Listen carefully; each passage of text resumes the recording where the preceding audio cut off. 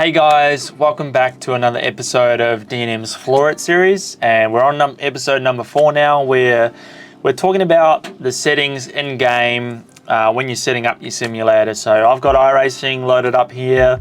That's basically the main game I play nowadays, and I'm just going to run through some of the settings that I use during the game, just to maybe help out some people out there that need to know about it. So first things first, we have basically the steering, pedals, shifting, all your main controls right in the first settings menu.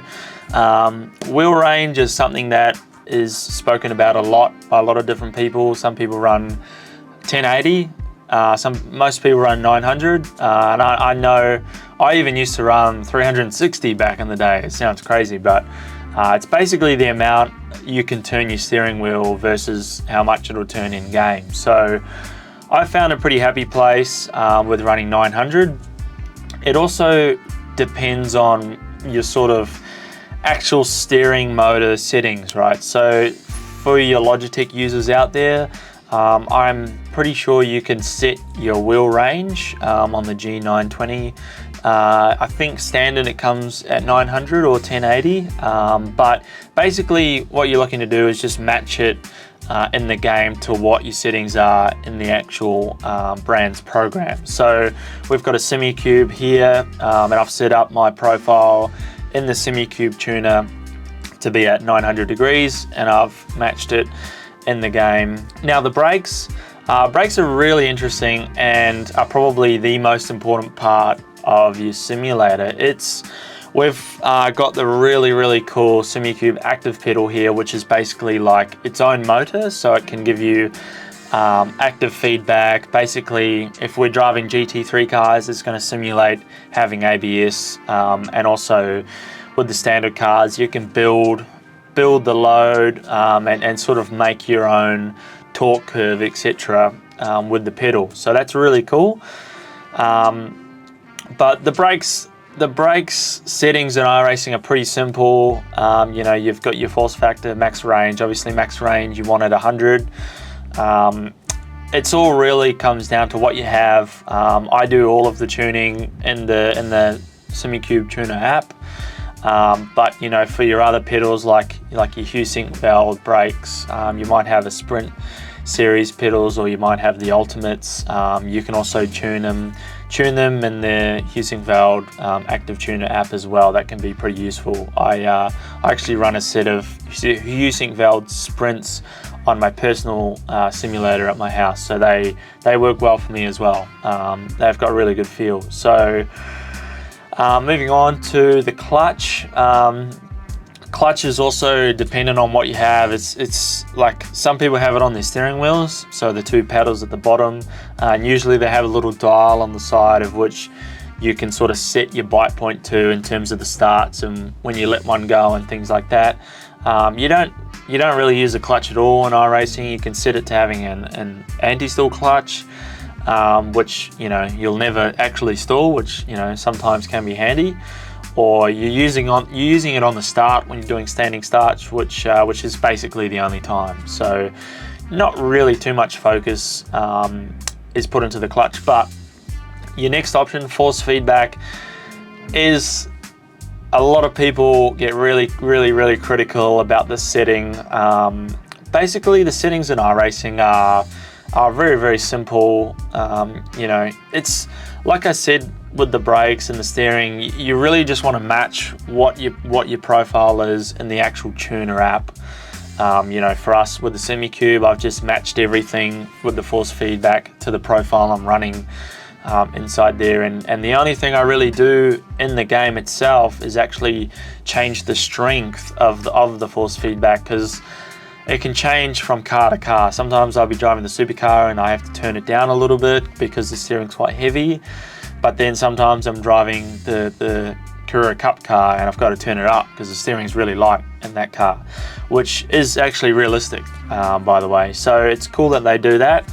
But then you can drive on dirt like Speedway, and you've got to turn it all the way down, because otherwise on dirt you need it as light as possible so you can really just be smooth on the steering wheel.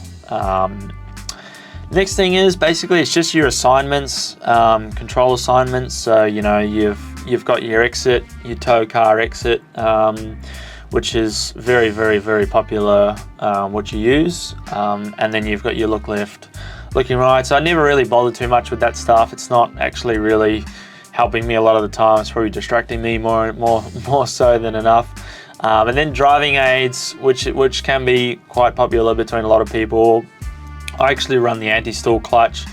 It just saves me if I have an accident and I spin somewhere. It's always going to keep the clutch in for me if I'm stopping.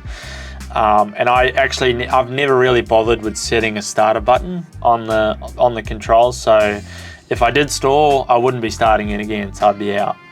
But you've got things like auto pit speed limiter, auto engine start, which I have on, your auto wipers, which I have on, and the auto tear off, which you just run on because it can be handy sometimes. Driving line, obviously, I'm not going to use that, but I know a lot of people out there probably will, and I think the driving line in iRacing is actually quite good in terms of the braking and things like that. And then pit exit line, which can be helpful on some tracks where it's a little bit confusing on you don't know where to go, and brake and throttle assist, which can be as well some aids for some people.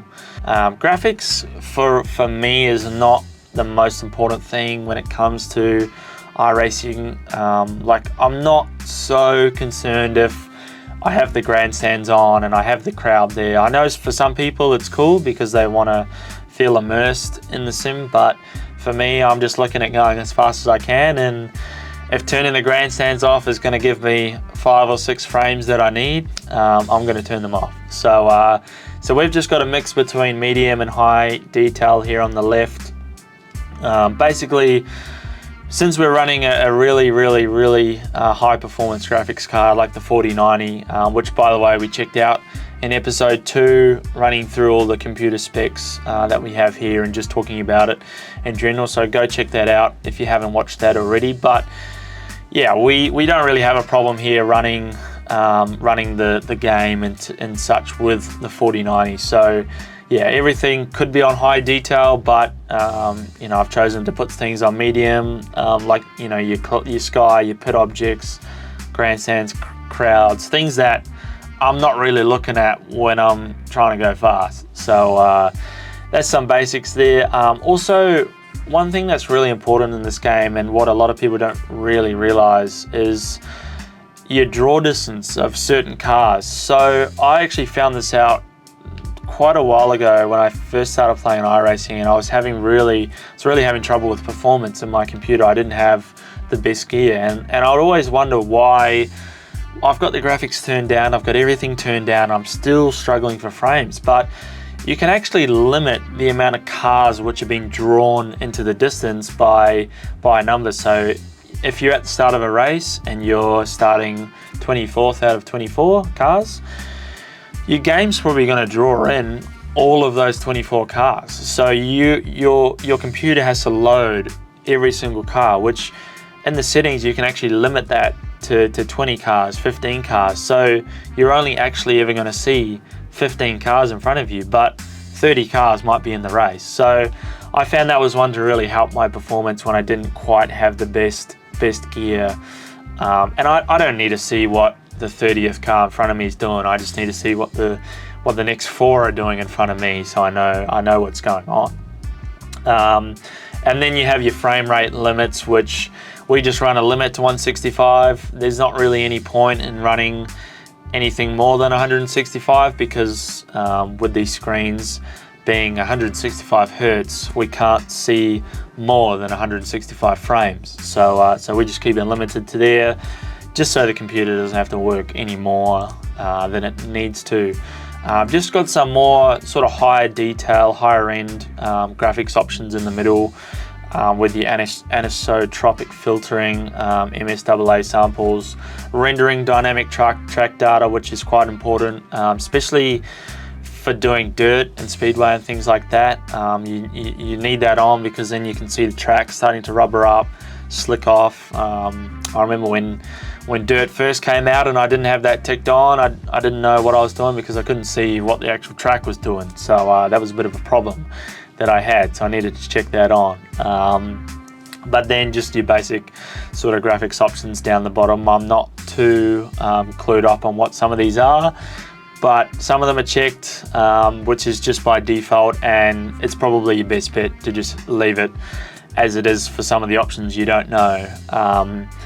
One thing that's quite important for the actual display of what you're seeing in the sim is the cockpit and the steering wheel. So how I like to have it is if a steering wheel has a dash on it, so like we have the supercar here, it's got a dash in the middle of it, I'll just have the steering checked on to show only if it has a dash.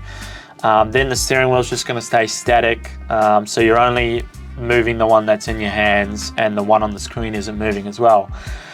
I used to have it on, and I used to have it so it had the hands on it, just like if you were watching someone drive that's not you, but I sort of found it got a bit distracting, and it's probably not the best settings to have if you're trying to really find those 1%ers. And then it's just basic things, your cockpit mirrors, which can actually be really bad for your frames as well. You can lower the quality on those for sure, and definitely having motion blur off is definitely the way to go. I find it's quite you just find it really hard to be accurate with, you know, sort of the added textures going on. For sound, I know it sounds simple, and I know it's probably, some people don't even think of it. You turn it up so you can hear the cars, awesome. But I've found playing iRacing for a very long time that there's sort of a way to get around, just to feel like you know when you're on the limit a little bit more. Obviously, you've really only got the steering and the visuals to know how you're feeling the car, but sound can be really important, because I like to turn all the volumes down and then just have the tires turned up a little bit louder than everyone else to know when I'm on the limit in terms of braking through the corner and things like that. I know some people that turn everything right down and turn the tires right up, so that's all they can hear, which for me is probably not very nice. It's a bit distracting. But just having it up a little bit more than everything else definitely helps me when I'm driving, just to hear what's going on with the car. And because iRacing do a really good job with all the sounds and everything like that, why not listen to the tires when they're going to give you a little bit of feedback? So just a little bit of a tip there as well. And basically the last option in the settings is just your basic controls, you know, your pit limiters, your black box toggle, which toggles the little box down in the corner, which can be pretty useful as well. I like to have brake bars, and if there's any anti-roll bars in the cars you're driving, just to adjust both of those. Obviously with the GT cars, you want to have the ABS control and the traction control as well. They can come in handy sometimes.